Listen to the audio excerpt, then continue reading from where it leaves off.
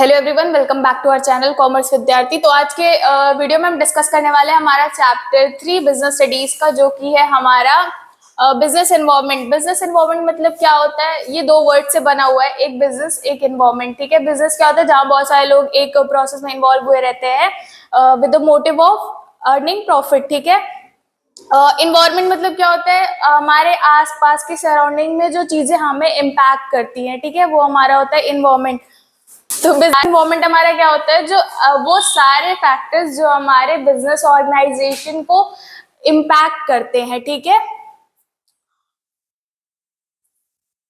the business environment encompasses all external forces, factors that influence a company's operation, decisions and performance।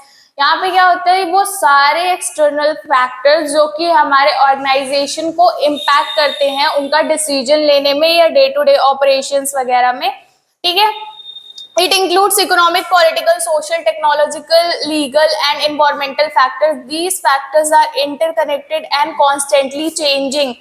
यहाँ पे क्या होता है? ये जो सारे फैक्टर्स हमारे होते हैं, इंटरनल एक्सटर्नल फैक्टर्स, ये सारे क्या करते हैं? हमारे बिजनेस ऑर्गेनाइजेशन को इफेक्ट करते हैं और ये एक दूसरे से इंटर रिलेटेड होते हैं। मतलब एक पे अगर चेंज आया, एक चेंज हुआ तो दूसरा अपने आप चेंज हो जाएगा। ठीक है, और ये क्या होते रहते हैं एक टाइम के बाद, मतलब ये कॉन्स्टेंटली लगातार बदलते रहते हैं।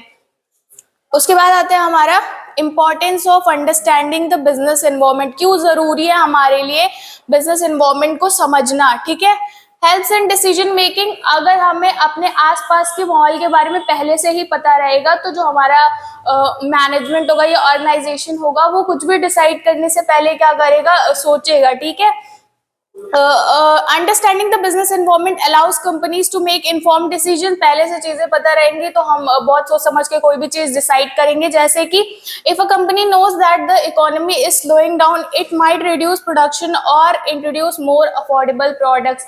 अगर किसी कंपनी को पता चल जा रहा है कि इकोनॉमी हमारी स्लो डाउन हो गई है तो वो क्या करेगी? वो प्रोडक्शन का जो प्रोसेस है उसको स्लो कर देगी, या तो वो ऐसे प्रोडक्ट्स बनाएगी जो कि अफोर्डेबल हो, ज्यादा अफोर्ड कर सके लोग। ठीक है, थोड़े सस्ते वाले।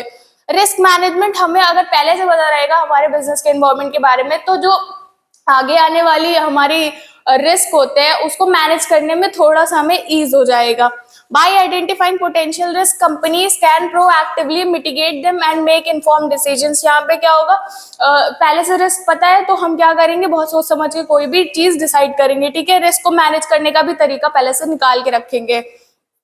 Ensures long term success. अगर इन्वायरमेंट के बारे में पता रहेगा तो हमें आगे चल के मतलब जो हमारी कंपनी है वो लॉन्ग टर्म सक्सेस में रहेगी। अगर हमें पता चलता रहेगा, हम चेंजेस के अकॉर्डिंग खुद को अडाप्ट करते रहेंगे तो हमारी जो कंपनी है वो सक्सेसफुल रहेगी आगे लंबे समय के लिए। ठीक है, adapting to changes in the environment helps business stay competitive, innovative and sustainable over time. अगर कंपनीज चेंजेस के साथ अडाप्ट नहीं करेंगे खुद को तो वो पीछे रह जाएंगे, जो कि बहुत इनके लिए लॉस एक तरीके से हो जाएगा। तो इसीलिए जैसे जैसे हमारे इन्वायरमेंट में चेंजेस आते हैं उसी तरह से हमें भी अडाप्ट करना पड़ता है उन चेंजेस के अकॉर्डिंग। ठीक है, इनोवेशन, किसी भी प्रॉब्लम का क्रिएटिव सोल्यूशन निकालना। ठीक है, it's about finding a creative solution to problems or improving things to make them more useful, efficient और exciting, coming up with new ideas। किसी भी काम को करने के लिए नए आइडियाज, कि हाँ ये चीज अगर हम कर रहे थे उसको किस तरीके से कर सकते हैं और किस तरीके से, मतलब कॉस्ट इफेक्टिव तरीका कोई और है इसका,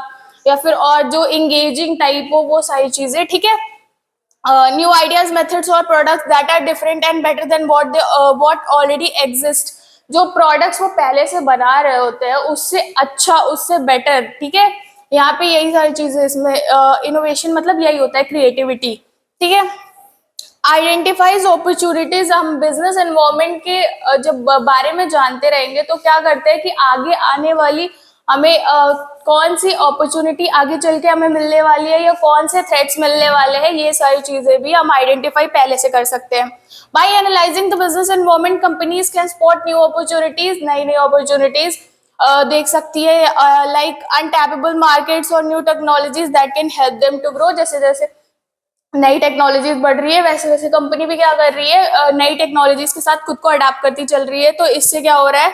वो इनके लिए अपॉर्चुनिटी ही है। ठीक है, की features of business environment, business environment के फीचर्स कौन कौन से है? टोटलिटी ऑफ एक्सटर्नल फोर्सेस, जो हमारे एक्सटर्नल फोर्सेस है उनका टोटल होता है, जो जो चीजें हमारे बिजनेस ऑर्गेनाइजेशन को इम्पैक्ट करती है, एक्सटर्नल फोर्सेस जैसे हमारे इकोनॉमिकल, पॉलिटिकल, लीगल, सोशल, ये सारी चीजें, ठीक है। The business environment is the total of all external forces that directly or indirectly influence the working of a business system, जो हमारे business system को directly या indirectly क्या करते हैं? influence करते हैं। उसके बाद आता है स्पेसिफिक एंड जनरल फोर्स। पहले दोनों के बीच में डिफरेंस समझते हैं। स्पेसिफिक फोर्स वो होता है जो हमारे बिजनेस को डायरेक्टली इम्पैक्ट करता है, और जनरल फोर्स क्या होता है? जो हमारे बिजनेस को इनडायरेक्टली इम्पैक्ट करता है। स्पेसिफिक फोर्स में कौन कौन आते हैं? हमारे कंज्यूमर्स, सप्लायर्स, कॉम्पिटिटर्स, ये सारे हमारे क्या है? जो हमारे बिजनेस ऑर्गेनाइजेशन को डायरेक्ट इम्पैक्ट करते हैं, ठीक है। और हमारे जो जनरल फोर्सेस है वो है हमारे इकोनॉमिकल, पॉलिटिकल, सोशल, लीगल, ये सारी चीजें हैं, ठीक है। The business environment is made up of both specific and general forces, दोनों से मिलके बना हुआ है specific और general forces. Specific forces such as investors, customers, competitors and suppliers affect the individual enterprises directly and immediately in their everyday work. ये सारी चीजें क्या करती है? जो रोजमर्रा के काम होते हैं किसी भी ऑर्गेनाइजेशन के, उन सारी चीजों को डायरेक्ट इम्पैक्ट करती है, मतलब तुरंत। इंटर रिलेटेडनेस, ये क्या होते हैं? आपस में एक दूसरे से रिलेटेड होते हैं, होते तो अलग है बट एक दूसरे से रिलेटेड होते हैं, मतलब किसी एक में भी चेंज दूसरी चीज अपने आप बदल जाएगी, ठीक है। The various elements of business environment are closely interrelated, which means a change in one element affect the other element of the business environment. एक एलिमेंट में चेंज आए तो हमारा दूसरा खुद ब खुद चेंज हो जाएगा, तो एक दूसरे को इफेक्ट करते हैं ये। डायनेमिक इन नेचर, टाइम के साथ साथ चीजें बदलती रहती है, उन चीजों के साथ साथ हमें भी बदलना पड़ता है, तो ये भी क्या होता है? बिजनेस एनवायरनमेंट डायनेमिक होता है, टाइम के साथ साथ चेंज होता रहता है, कांस्टेंट नहीं रहता। The business environment is dynamic in nature, it keeps on changing whether in terms of technological improvement, a shift in consumers preference or entry of new competition in market। जैसे हमारे business organisation है, अगर कोई नया competition हमारे against खड़ा हो जाता है तो इससे क्या होता है? ये भी हमारे ऑर्गेनाइजेशन को इफेक्ट करती है, ठीक है। तो जो हमारा बिजनेस एनवायरनमेंट है वो डायनेमिक होता है, ठीक है। चेंजेस इसमें लगातार होते रहते हैं। अनसर्टेनिटी, फ्यूचर किसी ने नहीं देखा, ठीक है। तो यहाँ पे भी क्या होता है? जो हमारा बिजनेस एनवायरनमेंट होता है वो अनसर्टेन होता है, मतलब जरूरी नहीं कि जो हम सोच के बैठे रहे वही होगा।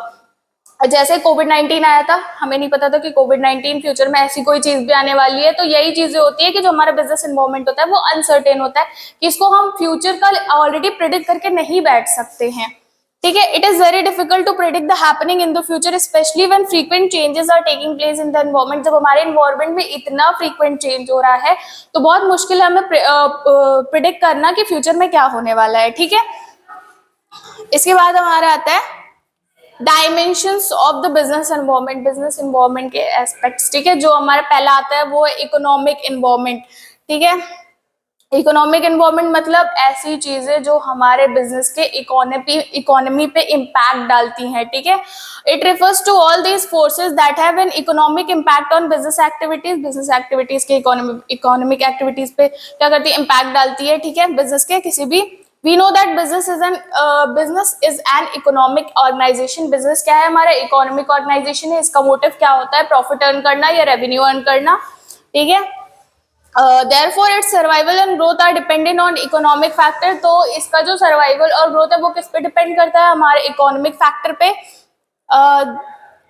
The economic environment includes various factor, जो हमारे इकोनॉमिक इन्वायरमेंट है वो अलग अलग फैक्टर्स से बनी हुई होती है, जैसे कि हमारा हो गया inflation, interest rate, money supply, फिर उसके बाद हमारा मार्केट कंडीशंस वगैरह, ये सारी चीजें हमारे बिजनेस को इम्पैक्ट करती हैं।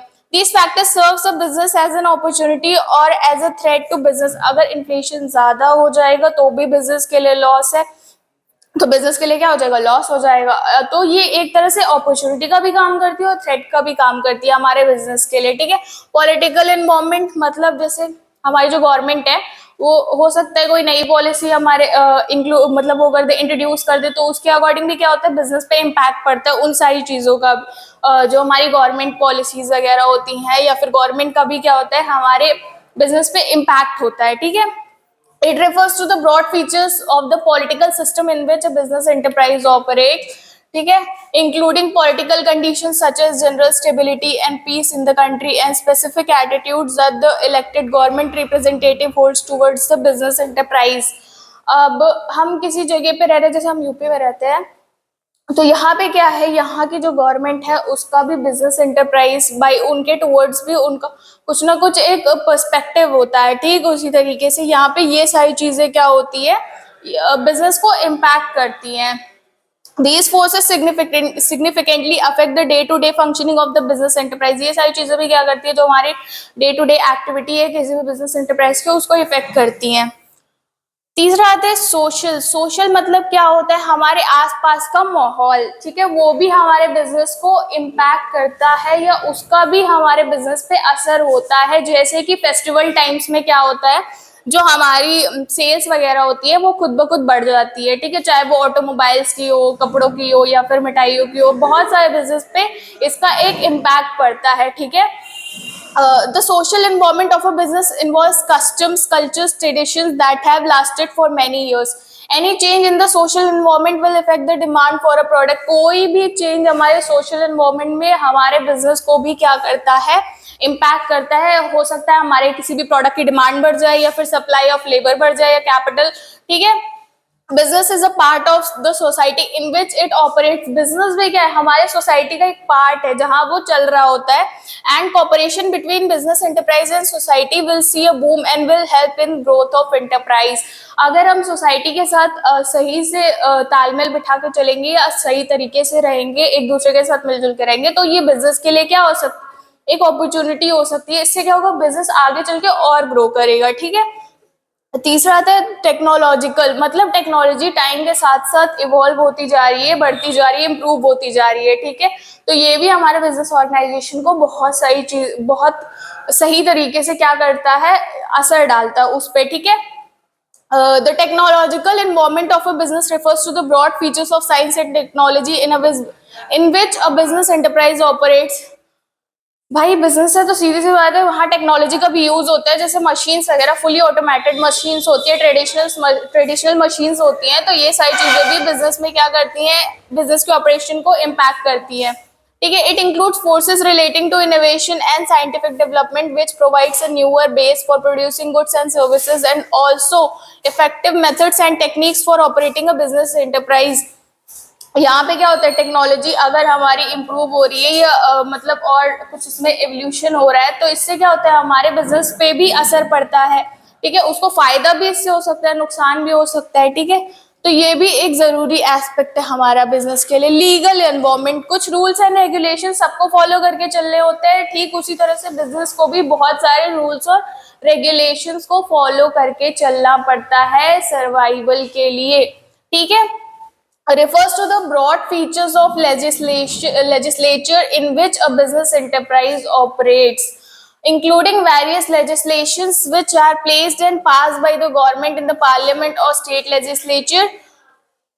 It involves administrative orders issued by the government authorities and courts and also on recommendations made by various committees। यहाँ पे क्या होता है, जो हमारे रूल्स एंड रेगुलेशंस बनते हैं वो हमारे अथॉरिटीज बनाती है कि जिनको हमें फॉलो करके चलना पड़ता है। ठीक है, उसके बाद आता है हमारा डीमोनेटाइजेशन, मतलब नोटबंदी। नोटबंदी मतलब किसी एक पर्टिकुलर करेंसी को क्या कर दिया गया है, गवर्नमेंट ने उसका लीगल टेंडर रोक दिया है। अब वो नोट इशू नहीं होगा। ठीक है, और वो हम यूज नहीं कर सकते किसी भी काम के लिए। Demonetization is the act of withdrawing legal tender from circulation, replacing it with new notes and coins। उसकी जगह पे हम क्या करते हैं, पुराने नोट को बंद करके उसकी जगह पे नए नोटों को इंट्रोड्यूस करते हैं या फिर कॉइन्स को। ठीक है, it is drastic measure often implemented to combat counterfeiting, corruption and black money. ये किस चीज के लिए किया जाता है, ताकि जो नकली नोट छप रहे होते हैं, ये जो ब्लैक मनी होता है, ये सारी चीजों को रोकने के लिए। ठीक है, in 2016 India implemented demonetization, removing high denomination currency note from circulation। 2016 में इंडिया में क्या हुआ था, हमारे जो 500 और 1000 के नोट है वो बंद कर दिए गए थे। ठीक है, यही चीज इसमें भी है। कि इंडिया ने भी क्या किया था, डिमोनेटाइजेशन इंप्लीमेंट किया था 2016 में, जिसमें क्या किया था, 500 और 1000 के नोट बंद कर दिए थे, उसको बनना ही बंद हो गया था। ठीक है, उसके बाद उसकी जगह पे क्या हुआ था, नई करेंसी इंट्रोड्यूस हुई थी। फीचर्स ऑफ डिमोनेटाइजेशन, डिमोनेटाइजेशन के फीचर्स क्या क्या होते हैं? विड्रॉल ऑफ ओल्ड करेंसी को विड्रॉ कर लिया जाता है, मतलब अब उसकी जगह पे वो अब करेंसी नहीं बनेगी, ठीक है, इशू नहीं होगी। दूसरा क्या है हमारा, इंट्रोडक्शन ऑफ न्यू करेंसी, उसकी जगह पे कोई नई करेंसी आ जाएगी, ठीक है, नए नोट को इंट्रोड्यूस कर दिया जाएगा। उसके बाद आता है कर्बिंग ब्लैक मनी, जो हमारा काला धन होता है उसको रिड्यूस करने के लिए। फिर उसके बाद चौथा आता है इनकरेजिंग डिजिटल पेमेंट। जब हमारी नोटबंदी हुई थी उस टाइम पे लोगों को बहुत ज्यादा प्रॉब्लम आ रही थी, तो इसीलिए क्या हुआ था, डिजिटल पेमेंट मेथड को इंट्रोड्यूस किया गया था। इससे क्या होता है ना, हमारे लिए एक इजीनेस हो जाती है कि हम कहीं जाते हैं तो हमको कैश कैरी करने की जरूरत नहीं है, आजकल हर कोई डिजिटल पेमेंट रखता है, ठीक है। इससे हमारा टाइम वगैरह से बहुत ज्यादा इजी हो जाता है, काम वगैरह प्रोसेस जो होता है वो बहुत आसान हो जाता है। शॉर्ट टर्म चैलेंजेस, इसकी वजह से इकोनॉमी को थोड़े टाइम के लिए चैलेंजेस फेस करने होते हैं, जैसे जो हमारी इकोनॉमी होती है वो स्लो डाउन हो जाती है, ठीक है। Long term economic impact, long term impact क्या पड़ता है इस पे, एक्सपेक्टेड बेनिफिट्स। अब जैसे नोटबंदी का सबसे बड़ा फायदा क्या हुआ, हमारा डिजिटल पेमेंट मेथड्स आ गए, ठीक है, इंडिया डिजिटली मतलब इम्प्रूव हो गया, या फिर ये एक फायदा ही हो गया इंडिया के लिए, ठीक है। डिजिटल पेमेंट ने ट्रेडिशनल मेथड को रिप्लेस कर दिया, ठीक है। तो आज की वीडियो में बस इतना ही, थैंक यू।